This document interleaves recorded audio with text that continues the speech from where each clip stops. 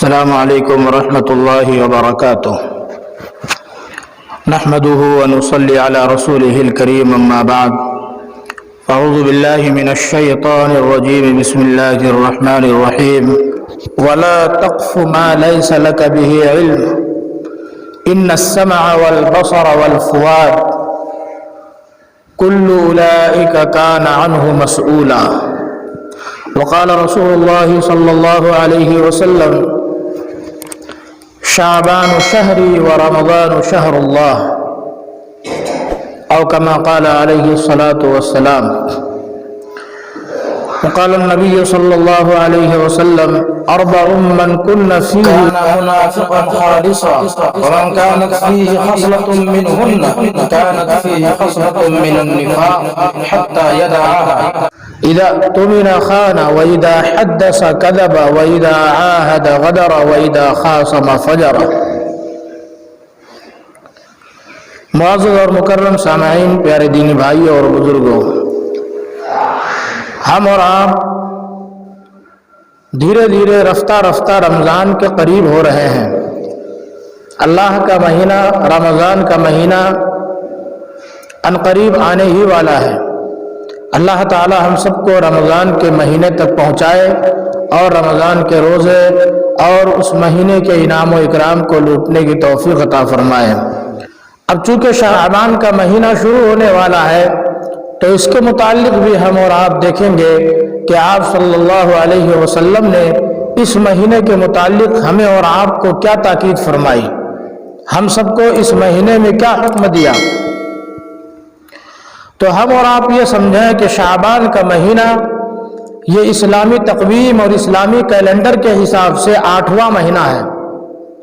اس کے بعد 9واں مہینہ رمضان، شوال 10واں مہینہ، پھر ذی القعدہ، ذی الحجہ پہ اسلامی مہینہ ختم ہو جاتا ہے اور محرم الحرام سے ہمارا اسلامی مہینہ پھر سے دوبارہ شروع ہوتا ہے. ایک نیا سال، اسلامی نیا سال شروع ہوتا ہے. تو یہ 8واں مہینہ ہے.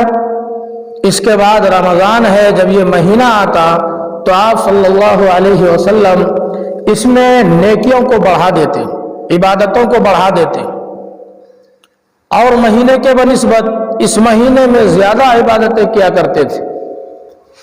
اور سب سے زیادہ جس عبادت کا اہتمام کرتے وہ ہے روزہ. شعبان کے مہینے میں آپ صلی اللہ علیہ وسلم روزے کا خوب اہتمام فرمایا کرتے تھے. حضرت عائشہ رضی اللہ تعالی عنہا فرماتی ہیں کہ آپ صلی اللہ علیہ وسلم کسی مہینے کا پورا روزہ نہیں رکھتے سوائے رمضان کے. آپ صلی اللہ علیہ وسلم علاوہ رمضان کے، سوائے رمضان کے کسی بھی مہینے کا پورا روزہ نہیں رکھتے. یعنی رمضان میں پورا روزہ رکھتے تھے، اس کے علاوہ کسی بھی مہینے میں لگاتار پورا روزہ نہیں رکھتے. لیکن شعبان کے مہینے میں آپ صلی اللہ علیہ وسلم اتنے کثرت سے روزہ رکھتے تھے کہ پھر کسی مہینے میں اس سے زیادہ روزہ نہیں رکھتے. کیوں؟ اس لیے کہ رمضان آنے والا ہے.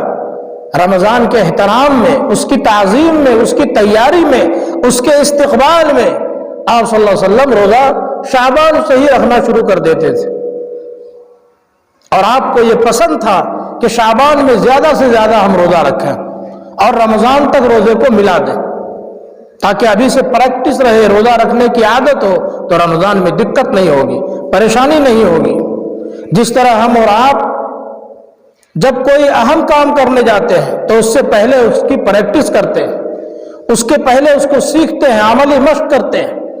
اسی طرح آپ صلی اللہ علیہ وسلم خوب پریکٹس کرتے تھے. جس طرح ہم فرض نماز سے پہلے سنت پڑھتے ہیں تاکہ پہلے اللہ سے سنت پڑھ کر ہم لو لگا لیں، اللہ سے ہمارا قلبی تعلق ہو جائے، تب ہم فرض پڑھیں. اسی طریقے سے ہم اور آپ یہ سمجھیں کہ آپ صلی اللہ علیہ وسلم شعبان کے مہینے میں رمضان سے پہلے روزہ رکھتے تھے تاکہ عادت بھی ہو جائے اور امت کو یہ تعلیم ہو جائے کہ شعبان کا مہینہ بھی بہت ادب اور احترام کا مہینہ ہے. اور رمضان کا مہینہ بہت بڑا مہینہ ہے، اس لیے اس کی تیاری میں ابھی سے لگ جائے. اور اس کی تیاری کیا ہے؟ اس کی تیاری یہ ہے کہ ہم سب گناہوں کو چھوڑنے والے بنیں، نیکیوں کو زیادہ سے زیادہ کرنے والے بنیں، اپنے گناہوں کو بالکل ترک کر دیں، تاکہ ہم جو بھی نیکی کریں گے وہ نیکی ہماری بچ جائے، وہ نیکی جمع ہو جائے، ہم گناہ کر کے اس نیکی کو ختم کرنے والے نہ بنیں۔ یہ ہے رمضان کا صحیح استقبال، اس لیے کہ شعبان کا جو مہینہ ہے اس میں ایک رات ایسی ہے جس رات کو شب برات کہا جاتا ہے، وہ مغفرت کی رات ہے، وہ بہت بڑی رات ہے، اس میں ہم سب کی مغفرت ہوتی ہے، ہمارے زندوں کی بھی اور مردوں کی بھی۔ لیکن کچھ لوگ ایسے بھی ہیں کہ اس رات میں بھی اس کی مغفرت نہیں ہو پاتی، کچھ لوگ ایسے بھی ہیں کہ شب برات میں بھی اس کی مغفرت نہیں ہوتی۔ وہ چند لوگ ہیں، آپ صلی اللہ علیہ وسلم نے اس کا نام پکڑ کے فرمایا کہ جیسے شرک کرنے والا، شراب پینے والا، ماں باپ کی نافرمانی کرنے والا، ماں باپ کو ستانے والا، ماں باپ کو پریشان کرنے والا، ان پر ظلم کرنے والا، اسی طریقے سے زنا کرنے والا، چوری کرنے والا، ایک دوسرے کا دل توڑنے والا، غیبت کرنے والا، پیٹھ پیچھے برائی کرنے والا، یہ سارے لوگ ایسے ہیں کہ اس رات میں بھی اس کی مغفرت نہیں ہوتی جب تک کہ وہ توبہ نہ کر لے۔ اگر توبہ کر لے، اللہ سے معافی مانگ لے، سچی پکی توبہ کر لے، اللہ کے سامنے شرمندہ ہو جائے، پھر تو اللہ اس کو معاف فرما دیتے ہیں۔ اگر توبہ نہ کرے تو اس رات میں بھی اس کی مغفرت نہیں ہوتی ہے۔ اس لیے ہم سب کے لیے ضروری ہے کہ سب سے پہلے اگر ہم ان گناہوں کے اندر مبتلا ہے تو اپنے آپ کو ان گناہوں سے پاک اور صاف کر لیں، تاکہ یہ جو مہینہ آنے والا ہے شعبان کا، اور اس میں جو رات آنے والی ہے شب برات، جس میں جہنم سے خلاصی اور چھٹکارا نصیب ہوتا ہے، اس رات میں ہماری مغفرت ہو جائے، اس رات میں ہماری بخشش ہو جائے۔ ایک روایت میں آپ صلی اللہ علیہ وسلم نے ارشاد فرمایا کہ شعبان کے مہینے میں، جب شعبان کا مہینہ آتا ہے تو یہی وہ مہینہ ہے جس میں اللہ تعالی تمام بندوں کے تقدیر کی چیزوں کو فرشتوں کے سپرد کر دیتے ہیں۔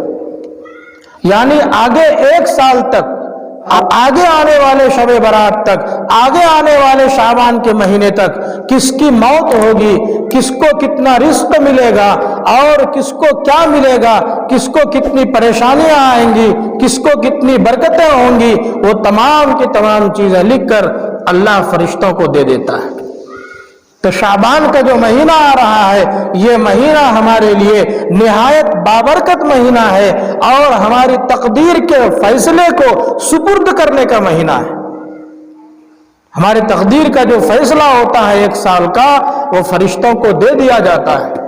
آپ صلی اللہ علیہ وسلم نے فرمایا، میں یہ چاہتا ہوں کہ جب ہماری تقدیر کا فیصلہ ہو، جب ہمارے موت سپرد ہو، تو میں اس حالت میں روزے سے ہوں۔ اسی لیے آپ صلی اللہ علیہ وسلم اس مہینے میں خوب روزہ رکھا کرتے تھے، زیادہ طور پر، یعنی جو 30 دن یا 29 دن کا مہینہ ہوتا ہے، اکثر پورے مہینے کا روزہ رکھ لیا کرتے تھے، 1-2 دن بیچ میں چھوڑتے، ورنہ پورے مہینے کا روزہ رکھ لیا کرتے تھے۔ ہم اور آپ کو تعلیم دی آپ صلی اللہ علیہ وسلم نے کہ اس مہینے میں روزے کی عادت ڈالو، پریکٹس کرو، اور اگر تم کو نمونہ لینا ہو، آئیڈیل لینا ہو، تو ہماری زندگی سے لے لو۔ ہم خود روزہ رکھتے ہیں، جب تم اپنی نبی کی زندگی کو پڑھو گے تو تم کو بھی روزہ رکھنا آسان ہو جائے گا۔ تو اس مہینے میں ہم اور آپ بھی روزہ رکھنے کی عادت بنائیں، کم از کم 2-4-10 روزہ ضرور رکھ لیں، اتنا بھی نہ ہو سکے تو 1-2 روزہ تو ضرور رکھ لیں۔ کم از کم شب برات جو آتی ہے رات، اس کے بعد جو دن آتا ہے اس دن کو بھی روزہ رکھ لیں، اس روزے کی ایک الگ سے فضیلت ہے۔ تو اس مہینے میں ہمیں یہ کرنا ہے۔ دوسری بات جو سب سے اہم بات ہے کہ رمضان کی تیاری ہم کیسے کریں، شب برات کی تیاری ہم کیسے کریں، تاکہ ہم شب برات میں جو عبادت کریں گے اور رمضان میں جو عبادت کریں گے وہ عبادت جمع ہو جائے، اللہ کے پاس جمع رہے۔ اس کے لیے ہمیں کیا کرنا ہوگا؟ گناہوں کو چھوڑنا ہوگا۔ اور سب سے زیادہ کس گناہ کو؟ وہ گناہ کہ جو بندوں کے آپس کے حقوق کے گناہ ہیں۔ مثال کے طور پر ہم نے کسی کا دل توڑ دیا ہے، کسی کو تکلیف دے دی ہے، کسی کا ناحق ہم نے کچھ لے لیا ہے، ناحق کسی کو ہم نے ستایا ہے، پریشان کیا ہے۔ اب ہمیں اور آپ کو احساس ہو رہا ہے کہ اگر اس بندے نے ہم کو معاف نہیں کیا، کل قیامت کے دن اللہ بھی معاف نہیں کرے گا۔ اگر آج سمجھ میں آ گیا تو ابھی سے اس گناہ سے توبہ شروع کر دو، اس بندے سے بات چیت شروع کر دو، اس سے محبت شروع کر دو، اور اس بندے سے جا کر سلام کلام کرو، دلوں کو جوڑ لو، آپس کی تکلیف اور رنجش کو دور کر لو، آپس میں محبت پیدا کر لو۔ جب تک ایک بندہ دوسرے سے ناراض رہتا ہے، ایک مومن ایک مسلمان دوسرے مومن سے دوسرے مسلمان سے ناراض رہتا ہے، دل ٹوٹا ہوا رہتا ہے، اور روایتوں میں آتا ہے کہ اس وقت تک اللہ تعالیٰ اس کے کسی عبادت کو قبول نہیں کرتے۔ جیسے اگر وہ نماز پڑھ رہا ہے تو نماز پڑھنے سے فرض تو ادا ہو جائے گا، لیکن اللہ تعالیٰ اس نماز کا ثواب اس کو نہیں دیں گے۔ روزے کا ذمہ داری، روزے کا فرض تو ادا ہو جائے گا، روزے کی ذمہ داری اس کے ذمے، ہمارے ذمے سے وہ فرض ثابت ہو جائے گا، لیکن اللہ اس روزے کا ثواب نہیں دیں گے جب تک کہ ہم آپس میں دلوں کو جوڑ نہ لیں، جب تک کہ آپس کے تعلق کو جوڑ نہ لیں، ہموار نہ کر لیں۔ یہ بہت بڑی چیز ہے۔ شب برات ہو، شب قدر ہو، کسی بھی رات کے اندر جب تک کہ ہم دلوں کو نہیں جوڑ لیں گے، اللہ تعالیٰ دلوں کے توڑنے والے کو معاف نہیں کرتے۔ اس لیے ایک تو اس کا اہتمام کرنا ہے کہ ہمارے دل ایک دوسرے سے جڑے ہوئے ہوں۔ 3 دن سے زیادہ ہم سب جانتے ہیں کہ کسی سے اگر رنجش ہو، تکلیف ہو، تو 3 دن کے بعد تو کم از کم اس تکلیف کو دور کر لینا چاہیے، ورنہ اللہ تعالیٰ ہماری عبادت کو قبول نہیں کرتے۔ کم از کم اگر ہم ڈائریکٹ اس کے سامنے جا کر نہیں کہہ سکتے ہیں، ڈائریکٹ اس سے معافی تلافی نہیں کر سکتے ہیں، تو ہم کسی کے ذریعے سے سلام بھجوا دیں، کچھ ہدیہ اور تحفہ گفٹ بھجوا دیں، تاکہ ہم سے اس کا دل جڑ جائے، وہ ہم سے قریب ہو جائے۔ لیکن مکمل طور پر بائیکاٹ اور مکمل طور پر تعلق کو ختم کر لینا، یہ کسی مسلمان کی شان کے خلاف۔ دوسری چیز یہ کہ جو ہمارے زبان، ہمارے آنکھ اور ہمارے کان کے گناہ ہیں، ان گناہوں سے ہم مکمل طور پر بچنے والے بنیں۔ زبان کے گناہ مثال کے طور پہ جھوٹ ہے، چغلی اور غیبت ہے۔ کان کا گناہ غیبتوں کو سننا ہے، بری باتوں کو سننا ہے، بے حیائی کی باتوں کو سننا ہے، فحش باتوں کو سننا ہے، گانا بجانا سننا ہے، یہ تمام کے تمام کان کے گناہ ہیں۔ اور آنکھ کے گناہ بد نظری کرنا، عورتوں کو دیکھنا، نامحرموں کو دیکھنا، فلموں وغیرہ میں بے حیائی کے مناظروں کو دیکھنا، یہ ہماری آنکھ کے گناہ ہیں۔ ان گناہوں سے ہم اپنے آپ کو بچا لیں۔ جب ہم ان گناہوں سے بچ جائیں گے تو اللہ رب العزت پھر ہم اور آپ جو نیکیاں کریں گے، ان نیکیوں کو جمع کر کے آخرت میں ہمیں اور آپ کو عطا فرمائے گا۔ میں غیبت اور چغلی وغیرہ کے بارے میں اور بھی دیگر گناہوں کے بارے میں تذکرہ کر چکا ہوں۔ آج میں ایک بہت بڑا گناہ اور بہت مخصوص گناہ یعنی جھوٹ کے بارے میں مختصراً عرض کروں گا۔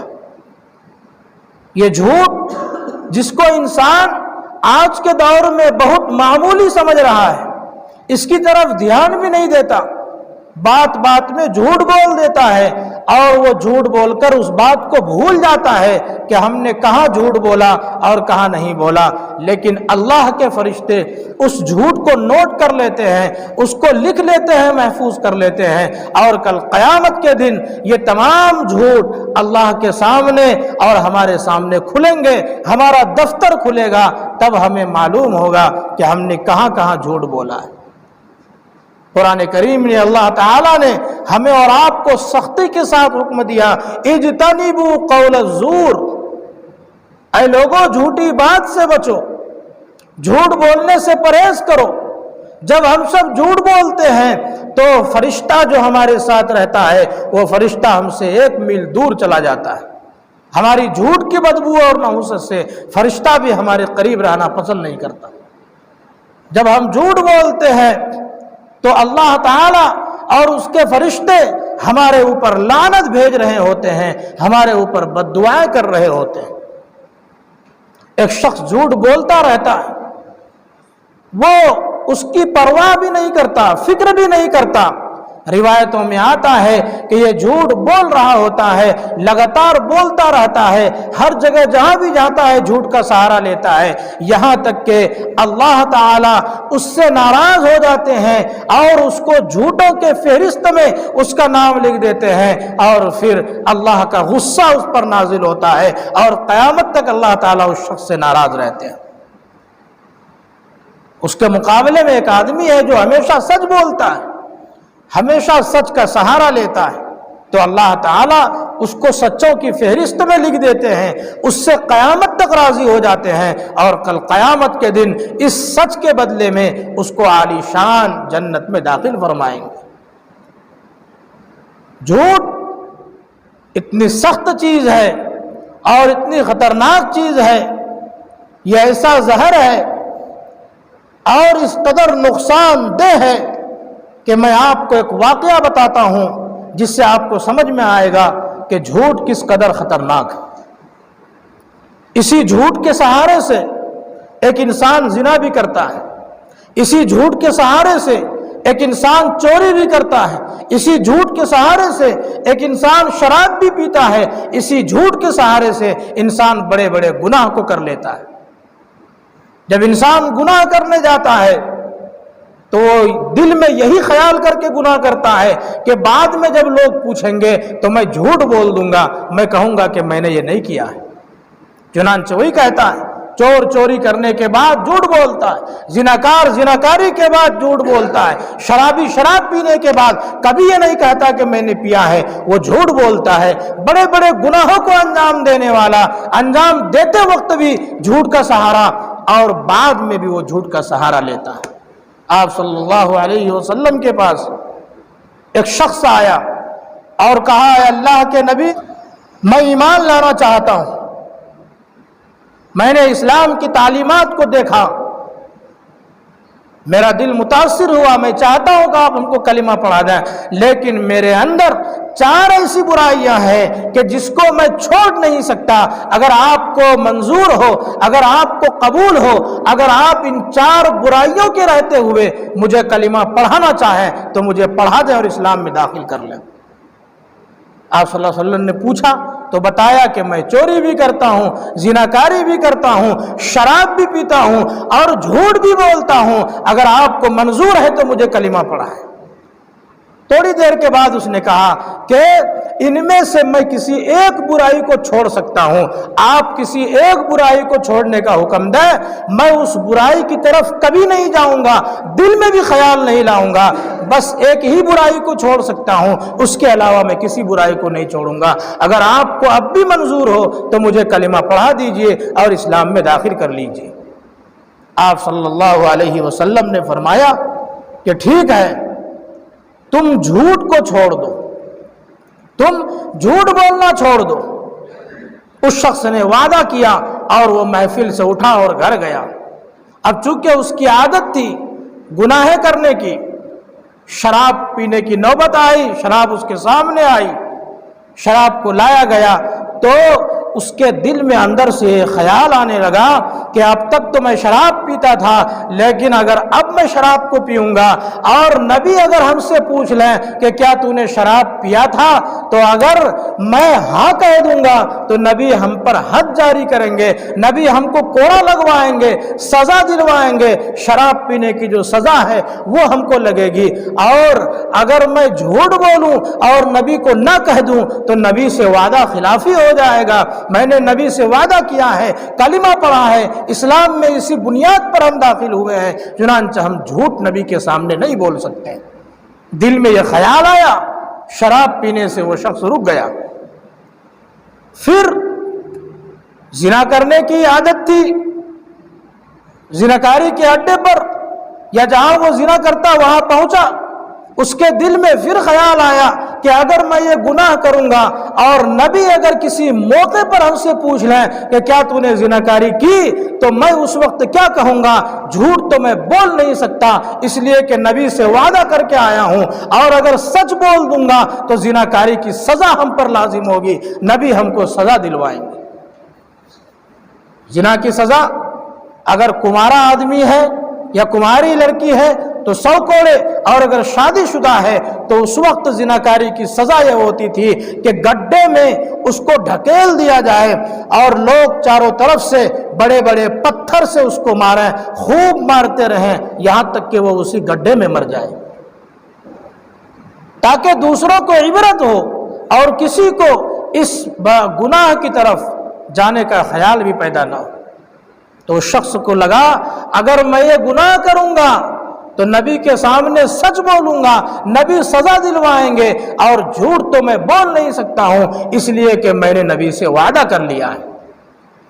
یہاں ایک نقطے کی بات پر آپ غور کریں کہ اس وقت ابھی یہ شخص صرف نبی سے کلمہ پڑھ کر آیا ہے، ابھی بہت زیادہ اسلام کے رنگ میں اور نبی کے رنگ میں رنگا نہیں ہے، ابھی شروعاتی دور ہے، ابھی کلمہ پڑھا ہے، لیکن نبی کے بات کا اور نبی کے عہد اور وعدے کا اتنا پابند رہتا تھا۔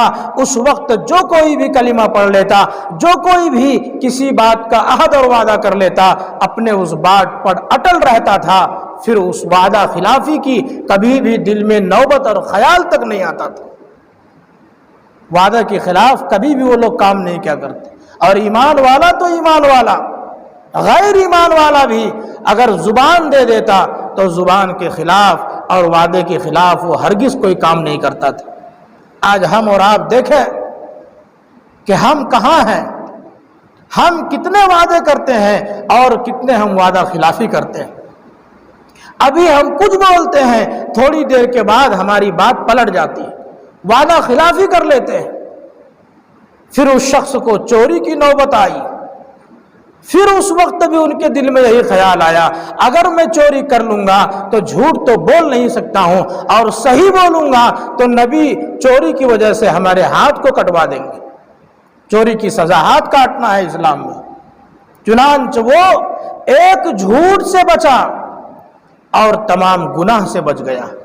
نبی کے دربار میں گیا، یا رسول اللہ، آپ نے مجھے اتنا قیمتی تحفہ دے دیا، ایسا قیمتی وظیفہ بتا دیا کہ میں اس ایک جھوٹ سے بچ گیا، میں ایک گناہ سے بچ گیا، تو میں نے سارے گناہوں کو چھوڑ دیا، اب میں اپنے دل سے بالکل اخلاص کے ساتھ سچی پکی توبہ کر کے آپ کے سامنے آیا ہوں۔ انسان جب جھوٹ بولتا ہے تو تمام گناہ اس کے لیے آسان ہو جاتا ہے۔ حضرت عبداللہ ابن عمر رضی اللہ تعالی عنہ مدینے سے باہر کہیں جا رہے ہیں، ان کا ایک غلام تھا، ان کے ساتھ رہتا تھا، حضرت نافع رحمۃ اللہ علیہ۔ انہوں نے بیان کیا کہ ایک مرتبہ آپ مدینے کے باہر کنارے کہیں بیٹھے تھے، کچھ لوگ تھے دسترخوان پر کھانا کھانے کے لیے بیٹھے، ایک چرواہا بکریوں کو لے کر ادھر سے گزرا۔ عبداللہ ابن عمر نے آواز دی، اے چرواہے ادھر آ، یہاں دسترخوان بچھا ہوا ہے، اس پر کھاؤ۔ وہ چرواہا، اس نے کہا میرا روزہ ہے۔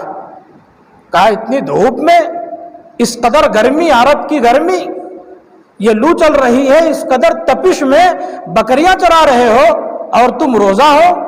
بڑا تعجب ہوا۔ کہا ہاں، میں آخرت کی تیاری کر رہا ہوں، میں اس دن کی تیاری کر رہا ہوں جس دن ہمیں عمل کرنے کا موقع نہیں ملے گا۔ تو حضرت ابن عمر کو بہت تعجب ہوا کہ یہ شخص اس قدر گرمی میں اس قدر اخلاص کے ساتھ روزہ رکھا ہوا ہے کہ میں بلا رہا ہوں تب بھی یہ روزہ افطار کرنے کے لیے، روزہ توڑنے کے لیے تیار نہیں ہے۔ حضرت ابن عمر رضی اللہ عنہ نے سوچا کہ ذرا سا ان کے تقوی کا اور اللہ سے محبت کا اگزام لیا جائے۔ اس نے کہا اے چرواہے، مجھے ایک بکری دے دو، میں اس بکری کی قیمت بھی دوں گا اور تیرے روزے کے لیے، افطار کے لیے میں تجھے گوشت بھی دوں گا۔ اس چرواہے نے انکار کر دیا۔ کہا انکار کیوں کرتا ہے؟ کہا یہ بکری میری نہیں ہے، یہ بکریاں تو میرے مالک کی ہیں، اگر میں ان بکریوں میں سے کسی ایک بکری کو تجھے دے دوں تو بہت بڑا وعدہ خلافی ہو جائے گا، امانت میں خیانت ہو جائے گا، اور یہ میں ہرگز نہیں کر سکتا ہوں۔ ابن عمر رضی اللہ عنہ نے کہا کہ مالک کو جا کر کہہ دینا کہ پہاڑوں میں یہ بکری گم ہو گئی، چونکہ اس وقت یہ عام بات تھی، پہاڑوں میں ایک دو بکریاں گم ہو جایا کرتی تھی، اٹھا کر کے لے جایا کرتا تھا بھیڑیا۔ تو کہا کہ بہانہ بنا دینا، مالک کے سامنے کہہ دینا بکری گم ہو گئی، غائب ہو گئی۔ اس چرواہے کا جواب سنیے، اس نے کہا کہ میں اپنے مالک کے سامنے تو جھوٹ بول دوں گا، لیکن بتا این اللہ، این اللہ، اللہ کہاں ہے، اللہ کہاں ہے؟ اللہ تعالی ہماری باتوں کو سن رہا ہے اور ہمارے ان معاملات کو دیکھ رہا ہے، وہ ہر معاملے کا گواہ ہے۔ یہ کہتا ہوا انگلی کو آگے اٹھاتا ہوا وہ آگے بڑھ گیا۔ ابن عمر رضی اللہ عنہ کو بڑا تعجب ہوا، اور اس وقت آپ نے بہت کثرت سے این اللہ پڑھا اور بار بار اس کو پڑھتے تھے۔ پھر جب مدینہ منورہ تشریف لائے تو اس غلام کو اس کے مالک سے خریدا اور ان بکریوں کو بھی خریدا اور اس غلام کو آزاد کر دیا، اور وہ بکریاں بھی ان کو گفٹ میں، ہدیہ اور تحفے میں دے دیا، اور کہا جاؤ ان بکریوں کو لے کر مزے سے تم زندگی گزارو۔ اس واقعے سے ہمیں کیا سمجھ میں آیا؟ ایک تو یہ کہ مومن کی یہ شان ہو ہی نہیں سکتی، مومن کا یہ کام ہو ہی نہیں سکتا، مومن کبھی بھی جھوٹ بول ہی نہیں سکتا، مومن کی شان جھوٹ بولنے کی ہو ہی نہیں سکتی۔ مومن تو وہ ہے جو ہر وقت سچ بولے، جو ہر وقت سچوں کے ساتھ رہے۔ یا ایھا الذین آمنوا اتقوا اللہ وکونوا مع الصادقین، اللہ نے فرمایا اے ایمان والو اللہ سے ڈرتے رہا کرو اور سچوں کے ساتھ رہو۔ جب سچوں کے ساتھ رہو گے اللہ کا ڈر پیدا ہوگا اور تمہارے اندر سچائی آئے گی۔ جھوٹوں کے ساتھ مت رہو، ہمیشہ ہر معاملے میں سچ بولا کرو۔ الصدق ینجی والکذب یہلک، سچ ہمیشہ نجات دلاتا ہے اور جھوٹ ہمیشہ تمہیں ذلت کے گہرائی میں ڈال دیتا ہے۔ اس لیے ہمیں سب سے پہلے ان گناہوں سے بچنے کی ضرورت ہے۔ جب ہم ان گناہوں سے بچنے والے بنیں گے، جب ہم سچ بولیں گے، غیبتوں سے، چغلیوں سے اور بھی دیگر گناہوں سے توبہ کر لیں گے تو اللہ تعالی ہم سے خوش ہو جائے گا۔ پھر ہم چاہے اس رجب کے مہینے میں، چاہے شعبان کے مہینے میں، چاہے رمضان کے مہینے میں ہم جو بھی عبادت کریں گے، اللہ تعالی ہماری عبادتوں کو، ہماری نیکیوں کو اور ہمارے اجر کو جمع کرے گا، اور کل قیامت کے دن ہمیں اس کا پورا پورا بدلہ دے گا، اور اللہ اس دنیا سے 10 گنی بڑی حسین جنت ہمیں اور آپ کو عطا کرے گا۔ اللہ تعالی ہم سب کو ان کہی ہوئی باتوں پر عمل کرنے کی توفیق عطا فرمائے، اور ہمیں جھوٹ سے، چغلی، غیبت سے، بڑے چھوٹے گناہ سے بچنے کی توفیق عطا فرمائے، اور شب برات، رمضان جیسا مقدس مہینہ اور مقدس راتیں ہمیں عنایت فرما کر ان میں جو انعام و اکرام ہے اللہ تعالیٰ ہمیں خوب خوب عطا فرمائے، ہماری زندگیوں میں برکت عطا فرمائے۔ اللہ ہمیں کہنے سننے زیادہ عمل کی توفیق عطا فرمائے۔ وآخر دعوانا ان الحمد للہ رب العالمین۔ جو سنت نہیں پڑھے ہیں وہ سنت پڑھ